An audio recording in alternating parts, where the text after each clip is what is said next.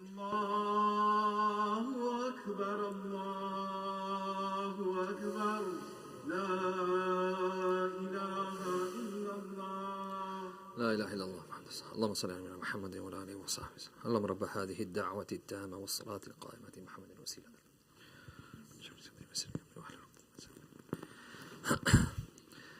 إن الحمد لله تعالى نحمده ونستعينه ونستغفره ونعوذ بالله من شرور أنفسنا ومن سيئات أعمالنا. من يهده الله فلا مضل له ومن يضلل فلا هادي له. أشهد أن لا إله إلا الله وحده لا شريك له وأشهد أن محمدا عبده ورسوله صلى الله عليه وعلى آله وأصحابه الذين كانوا يهدون بالحق وبه يعدلون وسلم تسليما كثيرا إلى يوم يبعثون. يا أيها الذين آمنوا اتقوا الله حق تقاته ولا تموتن إلا وأنتم مسلمون.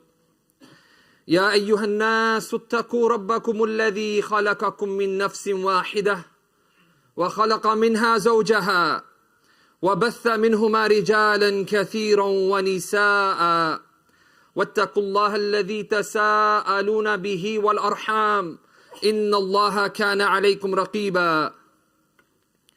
يا أيها الذين آمنوا اتقوا الله وقولوا قولا سديدا يصلح لكم أعمالكم ويغفر لكم ذنوبكم ومن يطع الله ورسوله فقد فاز فوزا عظيما. أما بعد.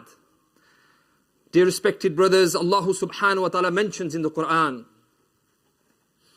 أحسب الناس أن يتركوا أن يقولوا آمنا وهم لا يفتنون. Do people think that they will be left alone by saying we believe in Allah, we believe in His message, we believe in Rasulullah, and you will not be tested? You'll be tested like those before you. Those who set foot on this earth and they affirmed in the message of La ilaha illallah, Muhammadur Rasulullah, you will be tested. In another part of the Quran, Surah Baqarah, Allah subhanahu wa ta'ala mentions, وَلَنَبْلُوَنَّكُمْ بِشَيْءٍ مِنَ الْخَوْفِ وَالْجُوعِ وَنَقْصٍ مِنَ الْأَمْوَالِ وَالْأَنفُسِ وَثَمَرَاتِ. That we shall definitely try you with trials, test, which will consist of khawf, fear, loss of life, wealth, provision, fruits. وَبَشِّرِ الصَّابِرِينَ. But glad tidings to the ones who are firm, resolute, have this important concept of patience.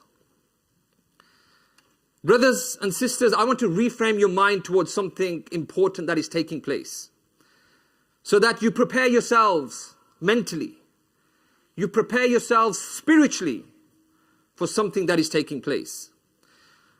From these two extracts from the Quran, you have realized that Allah has promised us that tests will take place. And these tests, like I've mentioned, will come with fear.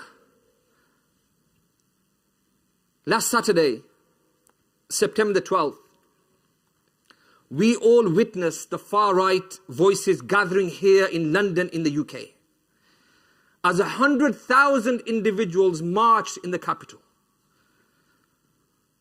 On centre stage, there was divisive discourse and rhetoric coming from the convicted criminal we know as Tommy Robinson, and many invited speakers that clearly fed into Islamophobia. We witnessed on stage here in the UK the growing confidence of far-right voices. We saw the worrying signs. We saw the flag of the Shahada, the Kalima, being torn to pieces. We openly saw the flag of Palestine in front of 100,000 people being torn to pieces. And the speeches that were made, they went viral on social media. You can see what is taking place with this type of rhetoric that was done by those people who were invited to this event last week. Brothers and sisters, we see this now, the rise of Islamophobia and the rise of the far right gathering on our streets here. And we must remember that this is part of our test that Allah subhanahu wa ta'ala mentioned. This is part of holding on to the deen. Because we are going to be tested, yet our duty as Muslims is to continue with Islam, with courage, with patience, and with dignity. I just want to mention a few things that I can extrapolate and extract from what took place. A few key messages that I want to share with you in today's khutbah. The first thing that I want to mention is that what took place last Saturday with 100,000, maybe less, maybe more people who attended, that wasn't the majority position of the people who attended the march. You have to understand the politics, brothers and sisters. Whilst these far-right voices and the anti-Islam propaganda machine continues to enjoy funding by external state actors and wealthy, influential conspirators, it is important to remember this point now. Not everyone attending the march agreed with what took place on stage. Some thought that they were simply attending the march to discuss issues such as illegal immigration and poor governance by this current government. When the Palestinian flag was ripped, many in the crowd, you will see this on social media, looked visibly uncomfortable. When openly Islamophobic language was used, not all participants, not all of them supported it. Many turned to their own social media platforms after the event to highlight this fact, that they felt that the event was hijacked with an Islamophobic agenda. And it's really important to remember this point, that this is being pushed by an extreme far-right movement, but it's not what the general masses in this country agree with. Let me take you back to 2003. I was young. I took part in this march that took place in London. Nearly 1 million people took part in this march, the largest march or protest in this country. 95% of those people were from this indigenous population. I was walking, and all the people who went in our coaches from Birmingham, we were swarmed by people, sea of people who were non-Muslim. And this type of march also took place in Spain, in France, and other European countries. The British public as a whole have often, on many a times, stood for justice and peace, even if sometimes the ruling elite have not. Important point to understand. Many ordinary Christians, Jews, and people of other faiths, as well as secular Britons, support justice for Palestine and oppose racism. So the danger that we're seeing now, that is growing, is a small, powerful group pushing a far-right agenda, seeking to divide society through fear of Islam and Muslims. Now I want to move over to something else, the bigger picture on a macro level. We've discussed the UK micro level.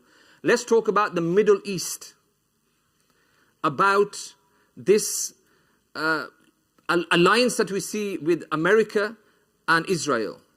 Okay, and we have to speak about politics, Politics, brothers and sisters, politics is part of Islam as well. Surah Al-Rum, Allah subhanahu wa ta'ala mentions, Ghulabat al-Rum, that the Romans have been defeated against the Persians. And then the Romans will subsequently reclaim victory over the Persians, because Allah is talking about that political landscape in around the Arabian Peninsula.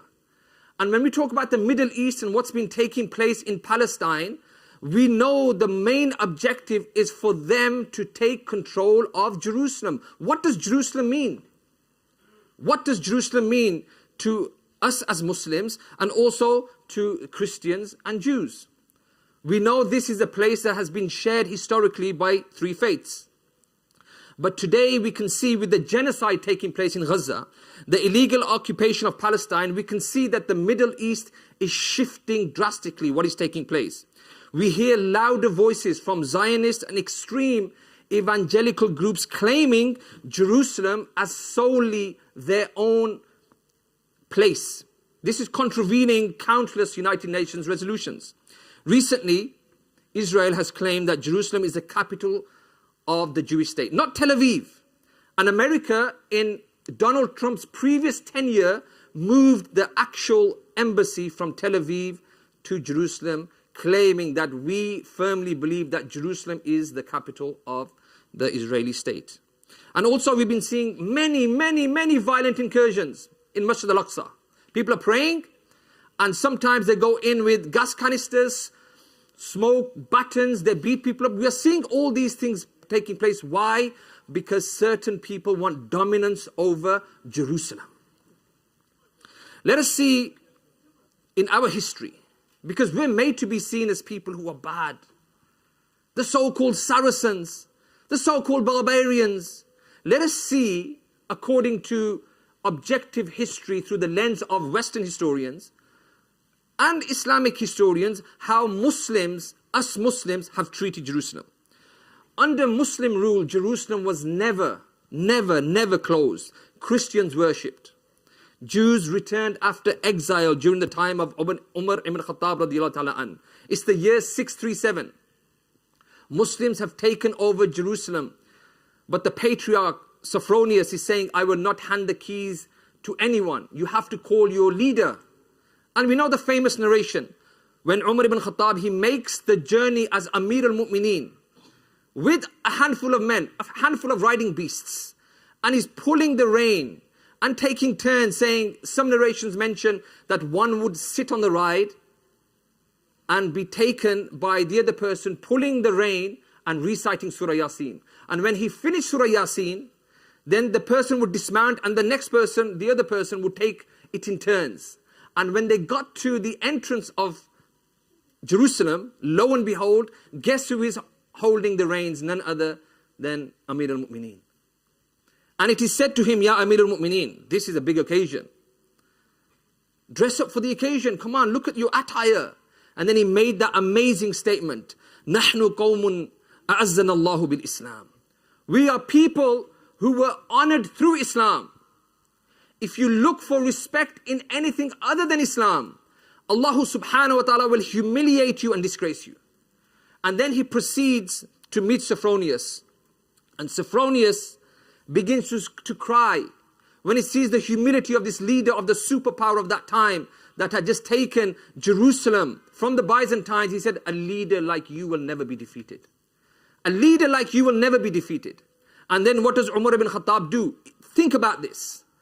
He makes the Umayyad Pact that is still hanging at the Church of the Holy Sepulchre in the Christian quarter of Jerusalem. He makes a treaty. Time doesn't allow me to go through the entire treaty, but I want to share with you 4 points. He, radiyallahu ta'ala an, mentions the people of Jerusalem are guaranteed safety for their lives, their property and their churches. Their crosses, their icons and places of worship would never be destroyed or taken away. No Christian will be forced to convert to Islam, and their religious freedom will be protected. And Umar radiallahu ta'ala an, he promised that any Jew could return and live in the city peacefully. Remember, the Christians had created a mass exodus. Out, Byzantine Empire out, we don't want you back. Umar radiallahu ta'ala an began by saying, 70 families, come back and occupy. This is also your part. We will run it, but you can have access to freedom, to religion and worship. In the year 786, Harun Rashid, in the Abbasid Empire, he's the leader. What does he do? He sends a message to the Emperor Charlemagne here in Europe. And he says, send your bricklayers, your builders, your masons, come and bring some funds as well. We are allowing you to do some work on the Church of the Holy Sepulchre. It's in need of, upgrading. And on top of this, I will offer safe passage to any Christian who comes to Jerusalem. If they come for the pilgrimage, we will give you safe passage. These are the Muslims that the far right are worried about. These are the Muslims, the so-called extremists, that these people, yet history testifies to the way we treated people. And then 400 years later, what happened? By contrast, when the Crusaders came, in the year 1099, even Western historians document this. Raymond of Aguilers, he mentions this. He was a crusade chronicler. He said, we went in 10 days of day and night butchering killing, massacring. 50,000 people were killed, mostly Muslims, and also Jewish people were killed as well. What's the difference? Look at the way Muslims treated Jerusalem and look at the way others treated Jerusalem. And then Salahuddin al-Ayyubi rahimullah, the Sultan, the great Sultan, when he came 90 years later to reclaim, Allah granted him victory. There was no salah, there was no salawat, there was no adhan, there was no tarawih, there was no Eid. Nothing for 90 years. Masjid al-Aqsa, the third holy site, was closed, desecrated. Yet when Allah subhanahu wa ta'ala gave Salahuddin al-Ayyubi the victory, He gave them safe passage. He said, I am Salahuddin. I am not a person who's going to kill. When I say that we have taken over peacefully, we will give you safe passage. And it is mentioned that when he gave his word, the Western William of Tyre, who's a 12th century archbishop and historian, he actually mentions this. He said, the Sultan Salahuddin gave his word that no one will be harmed, and he kept his promise faithfully. He allowed the Christians to leave freely with their possessions, and he showed them more kindness than they had ever expected. So I want to conclude on this. Time doesn't allow me to go further. But just goes to show, let the far right scream. Let these ideologies, the Zionism, talk about how bad Islam is and how history testifies to the fact that Islam has always been a religion that has been balanced, that you and me as Muslims, we should never feel overwhelmed. This is indeed a test from Allah subhanahu wa ta'ala, and inshallah we will come through this stronger. أقول قولي هذا واستغفر الله لي ولكم ولسائر المسلمين فاستغفروه إنه هو الغفور الرحيم. بسم الله الرحمن الرحيم الحمد لله رب العالمين وصلى الله على نبينا محمد وعلى آله وصحبه أجمعين أما بعد. Let me talk briefly about another instrumental personality who Allah subhanahu wa ta'ala inspired to reclaim Jerusalem, to make it a place of harmony for all the religions, the Abrahamic religions. Before Salahuddin, Nuruddin Azingi. Nuruddin in the year 1168, I just want to pick up on one point. Masjid al-Aqsa, Jerusalem, is in the hands of the Crusaders, and we know what the Crusaders did. I mentioned this. And he is trying to reclaim Jerusalem for the Muslims and take it back to how it was before. 70 years, no Masjid al-Aqsa. Yet in the year 1168, Nuruddin has a vision. Against all the odds, he said, I want to build the mimbar of Rasulullah sallallahu alayhi wasallam. Now many of us would have said, what's going on? Muslims, you have the state of Edessa, Antioch, you have Jerusalem, you have Tripoli, you have all of these Crusader states. Muslims don't have anything. What do you mean? But he was a man who was crafting a vision beyond his lifetime. He was a person who started on working on the mimbar of Rasulullah sallallahu alayhi wasallam. And this mimbar wasn't built with nails or glue. It was an impressive piece of art, a masterpiece of Islamic artistry. And then he didn't get to see this. Salahuddin al-Ayyubi rahimullah, he installed this mimbar in 1187 during the conquest. But think about this.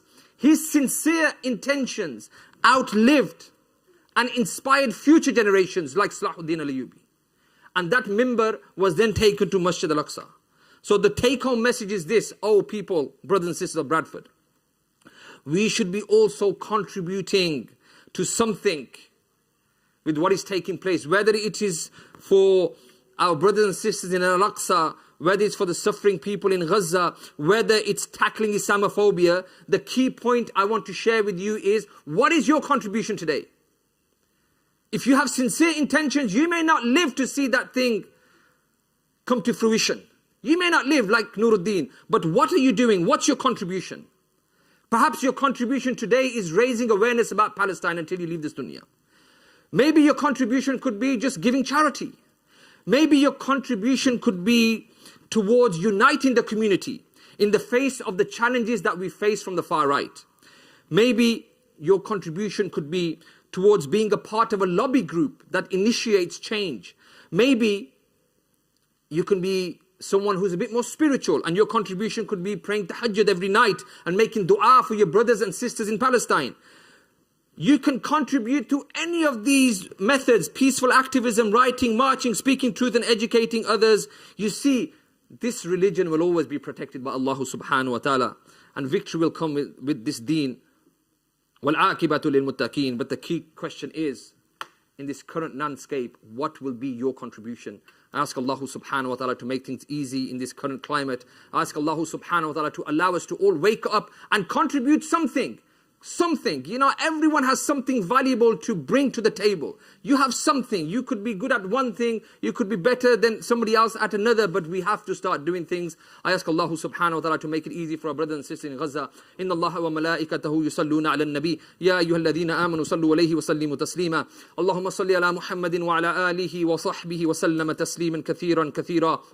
اللهم أعز الإسلام والمسلمين. اللهم انصر إخواننا في غزة. اللهم انصر إخواننا المستضعفين على أرض فلسطين. اللهم انصرهم بجند السماء والأرض. اللهم ثبت أقدامهم. اللهم اربط على قلوبهم. اللهم تقبل جهودهم وشهداءهم. اللهم ألف بين قلوب المؤمنين وأصلح ذات بينهم. وصلى الله على نبينا محمد وعلى آله وصحبه أجمعين. أقيموا الصلاة.